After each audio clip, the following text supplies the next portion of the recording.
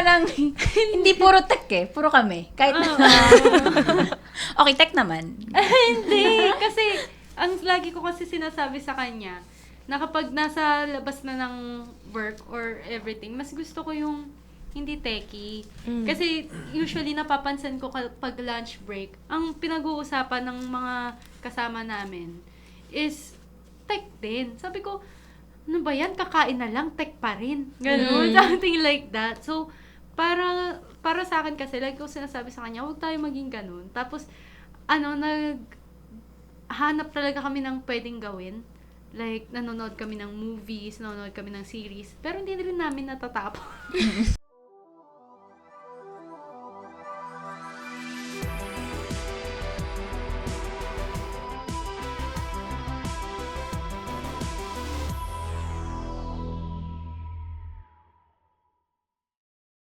Hi everyone, welcome to Kaka Computer Podcast, where tech meets wit and wisdom. This episode is another Valentine's Day special, and it's called Git, Commit, and Merge Conflicts. So, why tech couples clash and stay cute forever. So, we'll be first introducing each couple, starting with right here. So, introduce yourselves and answer the question, where did you guys meet? Wala. I'm Sander. Hi, I'm April. And nag-meet kami in museum kasi meron kami school project sa art subject namin na kailangan explore kami sa museum. That time, kasagsagan ng COVID. So, before pa kami magkita, nagkaka-chat na kami. And naging way yung subject na yun para makapag-meet na rin kami in person. Taray, museum. Sobrang cute. Who said I love you first? Sino ka na nag-first move sa inyo? Ako po. Ano sabi mo? What's your Ano favorite yun anime? Basta ka IT. Oo nga. Kasi mahilig siya sa anime nun. Ako medyo na-introduce pa lang. So, kasi nun, una, mas mahilig siya sa anime. Ako medyo na-introduce pa lang, onti pa lang yung napanood ko. Tapos, medyo na-curious lang ako na ano yung mga magandang panoorin na hindi boring, yung mga action. Nagbigay siya ng list. And from that, parang gusto ko na siyang kausapin ng paulit-ulit. The connection! Nag-click. Nag-click ka din. Okay, thank you. Kayo. Ayan. So, hi, I'm Max. And I'm Bao. Siopaw. May sarili kaming couple Siopaw kasi, tapos Bao. So, Yeah. Siopaw. And we met sa volunteers meet-up ng AWS Community Day 2024. Yeah. 2020. 2024, yeah. 2024. Doon kami first meet, pero hindi kami doon nagka-developan. Yeah. Parang 2 months after pa. And we realized, parang sa lahat ng personal meetups namin, meron pala kaming shared sentiments na. Wow, shit. Yeah. Like what? Parang na-notice na namin yung isa't isa. Yeah. Pero di kami nag-uusap. Like, Hindi na kami out of nag-uusap. all those, Sa mga meetups na yun. yeah, never kami nag-usap. Tapos parang kahit task-based, wala kaming encounter. Tapos parang secret. May reduction. Not until finalo niya ako sa IG. Yeah. Wow. Oo, kasi una ko nakita, ay, parang magaling mag-code to. Parang sa paggawa ng thesis. Anyways, hi, I'm Darla. Hi, I'm Christopher. So, And together we are Group 1. Group 7. Ako. Ikaw, sige. On your perspective, saan tayo nagkakilala? Ayun, so una ko siyang nakilala, kung kayo, 2024, kami naman, AWS Community Day 2023. Sa Conday! Nasa Conday! Ang the one. Pero hindi pa kami nag-usap noon kasi siya nasa loob ng venue kasi siya yung host. Then ako naman is registration, so nasa labas lang ako most of the time. Then na-attract ako sa kanya last year, PCU event sa BGC. Then siya yung host that time. Speaker. Siya yung speaker that time. Then attendee ako noon. Tapos parang sobrang nagandaan ako sa kanya noon. After the event, ayun, nagpa-picture ako sa kanya. Ay, abot dito! Pero hindi kami doon din nagka-developan. Yun na yung first interaction namin. Sabi ko nung speaker ako, kasi speaker ako nun, pero syempre I have to keep my, parang kilig internally. Yeah. Pero nung una ko nakita si Brian, sabi ko sa friend ko, target lock! Target lock! Sabi ko, target lock, ganyan. Pero syempre sa speaker, demure.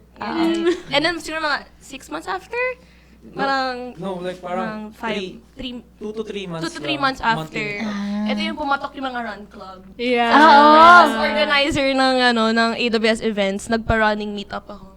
Like, pang mga tech people na tumatakbo, ganyan. Sisi ko, marami opportunity to para makita yung mga tech na mahilig sa gym. Sobrang may type, ganyan. So, doon ako, ganyan, demure. Tapos, pumasok si Brian. Si Brian, nakasando lang, tapos anak ng biceps. Ay, yun talaga. At the door at that moment. Parang ayoko na tumakbo eh. Sabi ko, uy, shit, IT na malaking biceps. Sold na ako. Whatever you need, Lord. Ganon. So, ayun. Doon na nag-start yun. Okay, ang question ko, for you tech couples, di ba? Is it an advantage that yung couple mo tech din? Or does it make you clash?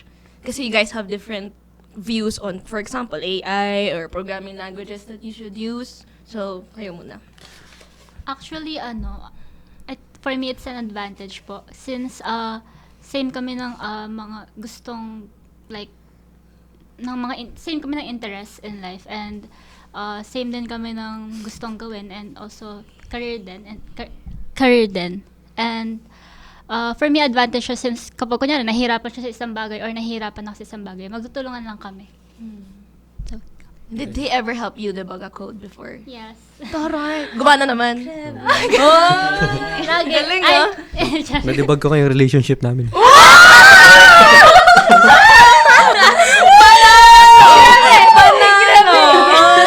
Mic drop. Ito na gumagawa ng bugs eh. Joke lang. Kayo.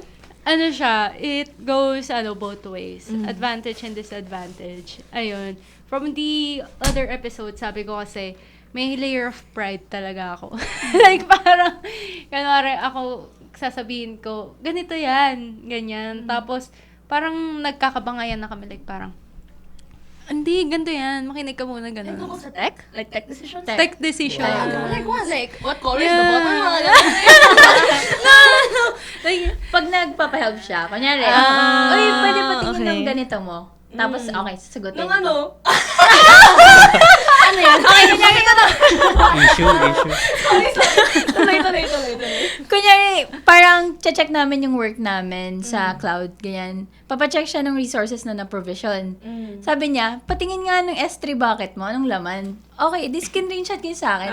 Tapos in-explain ko bakit yung isang file doon is hindi nag-a-appear sa kanya. Kasi parang baka yun yung pinagdadaanan niya. Tapos in-explain ko anong ginawa ko doon. Tapos naman siya, sobrang defensive niya. Basta yung sagot niya is parang pinagmumukha ko hindi niya alam. And nagtanong siya. Meron debug live. Live to ah? Tapos, Debug. at the end of the convo, sabi niya, ba't ba nauna yung sagot kaysa sa tanong? Nashock ako. Binang ko yung tanong niya, girl, what are you saying? Nagtanong ka sa akin and then feeling ko doon niya na-realize. Tapos hindi mo na siya nag-chat. Nag-chat siya after ilang minutes. Nagsabi siya, I'm sorry. Ayan. Doon niya na-realize na like, So may disadvantage siya and may advantage din siya. In what way also? advantage yung part na we know yung challenges and struggles ng nasa tech. So, maintindihan namin isa't isa. So, we're more empathetic with that. And parang yung support na need niya, mabibigay ko. And support na need ko, mabibigay niya. Yun yung advantage. And yung lagi kami nagkikita, kasi nga sa mga events, parang walang way para hindi kami magkita. Kahit may conflict kami, may away kami. Maglalandas kami. eventually. Parang, okay. We're here. Wala kaming Ganyan. choice. Wala na kaming choice. Eh, ikaw, for you, sa tingin mo, is it an advantage? Ayusin mo! Nako, sa CR ka matutulog. Ayun, for me naman, hindi siya advantage siya, pero kasi siya, parang bonus siya sa relationship. For example, kasi nagigets mo kung ano yung pinagdadaanan ng isang tao. For example, may mga tao kasi na hindi gets na there are bugs na talagang minsan isang araw aabutin na, alam mo yung feeling na ayaw mong tumayo sa PC mo hanggat hindi mo siya nasasolve, something like that. So may mga times kasi na ganun kami, Like for example, sa work niya may hindi siya ma-solve. Hindi siya nakakapagsalita kasi nga focus siya doon. Same with me, lalo pag nung capstone ko, talagang nakafocus lang ako doon. Then, ang maganda is naiintindihan namin yung isa't isa. Tapos may times na nakakatulong siya. For example, yung tinuro mo sa akin yung rubber ducky rubber ducky method, nakakatulong siya nun. Tapos, ikaw, sa'yo ba? Sa akin, advantage siya in a way na kasi ako, competitive kasi kami parehas. So, kunyari, nakapasa ako ng certificate, sabi niya, ay ako din. Like, in a way na we challenge each other to grow. Ganyan. So, kunyari, umattend ako ng event, magsi-speaker din siya. Alam mo yun, parang, kami, very competitive na gusto namin mag-grow isa't isa. And sobrang helpful yun sa career namin. It's an advantage sa career namin kasi we always want to upskill. So, we upskill together. We upskill together. Saka bonus din kasi nga medyo nagbo-boom yung tech community sa Pilipinas. So basically kasi active siya sa AWS, active din ako sa AWS. So if may event, yung AWS or other tech madalas magkasama kami doon. So bali parang meron na kaming time as a couple, meron pa kaming time sa community. So parang totoo. ayun. And the connections we also get from each other. Parang for example, may kailangan ako, sabihin niya, I know a guy who can do this. Ganyan. So yung connections that we get from each other. Yeah. Sige, let's answer a question here. Okay, what boundaries help keep work from dominating home life or love life? So for example, syempre, yung yung partner natin, tech, work pa natin tech. So, syempre, lagi na ng tech pinag-uusapan natin. So, how do you guys parang explore other topics to do or talk about or like set boundaries na parang tama na muna about tech? You know? May ginagawa ba kayong ganun? Sa amin parang, hindi puro tech puro kami. Kahit na.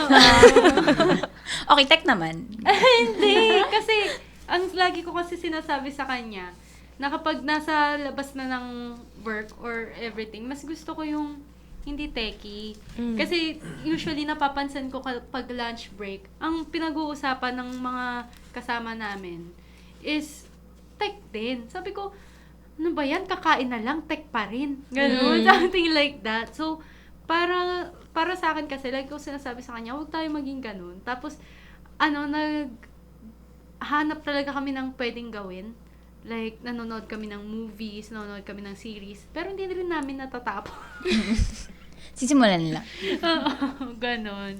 So, doon din nagsisimula yung topics namin from, ibang topics aside from tech. Whether you're a company looking for visibility or a community friend who simply wants to support, every contribution helps us keep delivering episodes twice a week, and even more special features. Check out our sponsorship tiers and join us at patreon.com/kakacomputer.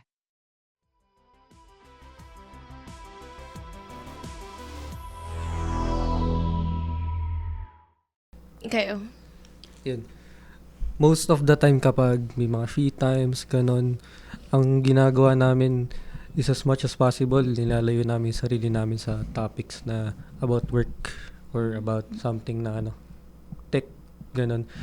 Nanonood kami ng movie kapag kumakain, nanonood kami ng YouTube videos, or pinag-uusapan namin yung mga gusto namin gawin in the future, ganun, para at least, hindi puro stress yung naiisip. May pa rin, entertainment pa rin. Outside ng work. Tapos minsan po nag-play kami ng mga games. Like what kind of games? Valorant or minsan MCG. Mga ganun po. Ikaw, tayo ba? How do we, Kami naman, we do a lot. Like, literal na ang dami. Ang dami niya kasing ganap na hindi rin connected sa akin before. So, bali, parang yung mga trip namin sa buhay, parang nahawa namin yung isa't isa. Like, for example, mostly physical activities yung ginagawa namin. Like, gym. Like, after tech event, magji-gym kami. Or before ang tech event, magji-gym muna kami. Tapos parang kung hindi naman gym ginagawa namin, we do other physical activities like running, bouldering. Then, aside from that, we do a lot of movies then tuwing gabi. Tapos, aside from that, we play games din. Lalo, ano nalaro natin? Yung barilan sa paintball sa Roblox. Natatalo ko siya dun eh. Yeah. Yes. Ano sa tingin mo advantage of having an IT partner or a tech partner? Kasi para sa akin, alam mo kunyari pag gusto ko manood ng movie, siya na magda-download lahat. Like sobrang mind off ako kasi he knows every tech stuff, 'di ba? Like kunyari, di ba sabi ko kanina, like 24/7 tech support ako. Tapos kunyari, I'm looking for a new phone. Siya sabihin ko, ano magandang phone? Nagiging tech support ko. Kaya, maganda ba tong specs na to sa PC? Ganyan, like, what do you think about this? So, siya na yung nagiging tech support ko. Taga-download ng movies, taga-luto ng pansit canton, di ba?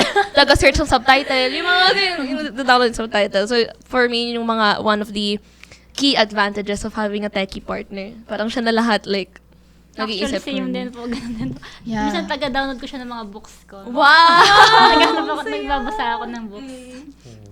Super relate. Kasi parang sa amin, pink. Oo, yung same dyan, sa kanya alam niya lahat. Basta ang dami niyang alam super. Tapos lalo sa specs pa ng mga gadgets.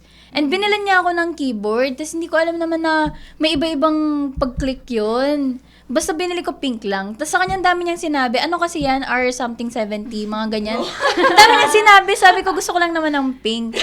Ganun, tapos ang dami niyang, in-explain na, hindi, may iba-iba kasi yan, ganyan, may blue key, something like that. Mga ganun. Hindi ko alam yun, gusto ko lang ng pink. Yan, siya din yung ganun ko sa lahat. Ako naman, kunyari, may gadget nga ako ni Inaay. Siya na manood ng YouTube videos for me. Yung mga review, mga unboxing, siya na lahat. Siya na lahat magdi-decide na parang, sige, go natin. Yan, ganun. Ikaw, anong advantage? I mean, same lang din sa inyo na parang ang daming relate. Especially yung pag ikaw yung nagiging tech support sa household nyo. Kasi minsan parang ano rin yun nakaka-drain. So, bali parang pag gano'n, natatawa kami na parang simpleng password na lang sa amin pa rin yan. Oh, yeah. Alam ko na passwords ng buong family namin. Kasi ako sa kanila, like sa atin nalapit, 'di ba? Parang, "Ray, ano nga ba password ko sa ganyan?" Like, siya din yung taga-keep ng passwords. Ayun. So, yun yung mga parang mini advantages kasi parang na-utilize mo yung skills niya. Kaya yun. Ano ba? Sorry. May naisip ako, nakalimutan ko eh. Sa amin yung opportunities na pumapasok. Kapag meron ako nun, for sure, siya din dapat nandun. Parang mga ganun. Lalo din sa, mag-enroll ka din sa, sa mga sign up ng internship. mga forms. Tapos internship din. Like, lagi kaming same. Kaya halos yung resume namin same na. Same. Kasi magkasama kami mostly sa mga stuff. Yeah, we always come into buy one, take one kami. Ang cute! Lagi, kapag may magme-message sa akin, it's always, hi, Bao, tapos sa dulo, like, ano mo na rin si Max? Laging merong, Ang cute! pati si Max. Package Ganyan, na. package Package talaga deal. siya. Galing. If like, okay, regards me to Max, ganyan, laging dumadaan sa akin, ganun. Meron, yung mga partners ba, parang may specific tech hobby, like, they're so into, like, the keyboards and the PC building, like, yung talagang nagastos sila for it. Meron ba silang ganun? Sa kanya yung mga games niya, consoles niya, and something. Pati cameras. Pati camera, like, bumibili siya iba't ibang kinds. Parang, Sabihin niya, same purpose na, no, it's different. parang, maalam kasi siya dyan. So, I let her, No, do support the that. geek Oo. stuff. Di ba nakaka-turn on? Di ba nakaka-turn on pag nag-geek out? Like, yes, tell me more. One time, he's explaining what he's doing sa work. Parang, nag-migrate ako ng database. Ganyan. I'm like, yes. Go on! Malapit na ako. Actually, nerd guys talaga on top. Like, 100%. How about you? May mga times na parang nagtatanong siya sa akin, "Uy, ano term na to, ano tong concept na to, ano tong tech complex thing na to." Ang nangyayari, ibis na siya lang yung natututo, pati ako natututo kasi ni-research ko, tapos tinuturuan ko siya, ano to, ina-explain ko sa kanya, ano yung mga ganito, ganyan, ganun. And as to wrap up, I just want to ask each one of you, what can you say to your partner this Valentine's Day? Diba? Like, a simple, cute secret. Valentine's Day. Ito naman secret? Diyos ko naman. Like, a very cute, techie message for your partner. Like, something to dedicate lang. Like, a cute message for Valentine's Day. You guys go first kasi mag-iisip muna ako. Unang-una, I want to ask her.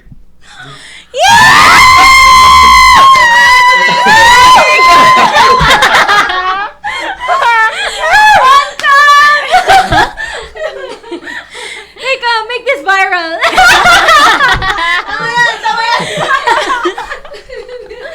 Wait, patapusin niyo naman. Wait lang, I wanna ask her. Ano pa yung itatanong?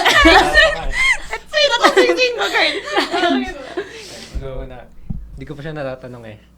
Will you be my Valentine? Yes.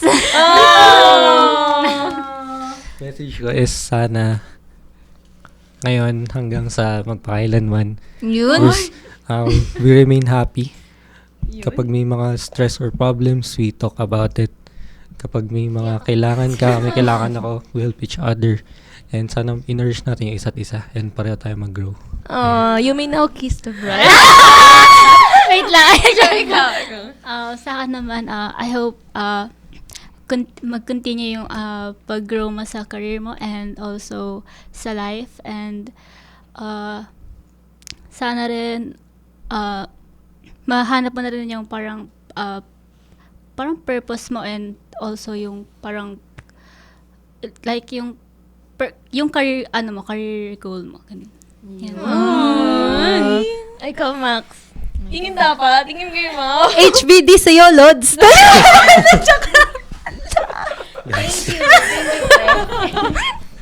Hindi. Ang masasabi ko lang is that let's choose each other lagi. Like, kahit anong mangyari. Kasi we've been together and there's like a lot of rough paths na we tend to give up pero until now, nandito pa rin tayo. Yeah. And we should grow more and let's work on things na hindi pa natin na-figure out. We'll keep on figuring it out. Kahit ano man mangyari, diba? That's cute. I just wanna say na I hope you stick around no matter how hard things get. And let's remain happy and sad, angry, and whatever pa. Basta everything, I hope I get to go through everything with you until the end and until it lasts. Forever. Kala ko until it last lang eh. Forever. Nagad pa ako, nagad. And of course, I love you. I love you. Ako, gusto ko mag-thank you sa'yo, Brian, sa lahat ng tech events na sinamahan mo ko and you organized me with. And that's the kind of thing I want to do forever with you. And I hope na ikaw na yung lagi kong makasama mag-develop and mag-debug. And I just wanna say na sa lahat ng programming languages na na-encounter ko to build something, ours is our favorite. Kasi ours is our favorite to use to build something. Yun lang. Boom! Mic drop. Ako naman, so my favorite git commit. First and foremost, I love you and parang nasabi mo na rin naman na lahat and I really just want to explore life and learn new things and grow with you. Tapos, let's grow all together. I love you. Now, to all our listeners, ito ang proof na porket nakaharap lang tayo sa computer araw-araw ay may chance sa pag-ibig in the world full of bugs and coding. Maraming salamat sa pakikinig. Ito po ang Papa Dudut ng My Love Stories. Lejong, thank you guys so much for listening and Happy Valentine's Day! Happy Valentine's! Wala akong kapuso. Thanks to our sponsors, Agora, Tutorials Dojo, Young CTO, Amazon Web Services User Group Philippines, and Facebook subscribers. On to our next episode.